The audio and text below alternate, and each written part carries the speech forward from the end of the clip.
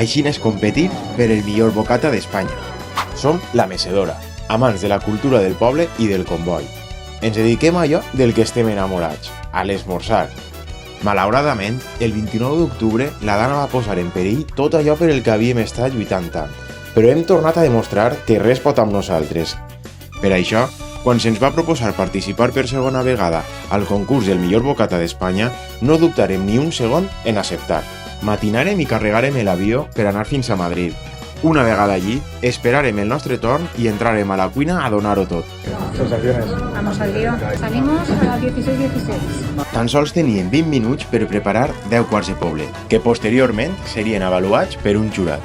Per això, tant Anna com Sergio muntaren cada bocata en el màxim de detall, assegurant-se que cada un eixia perfecte. Mireu que bellesa.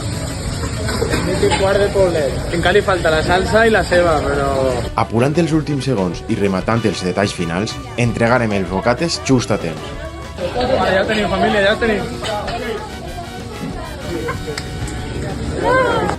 A banda del concurs, aprofitarem el viatge a Madrid per visitar i provar algunes cosetes. Segueix-nos i no et pergues tot el que descobrirem i volem contar-te. Així, el comboi no para.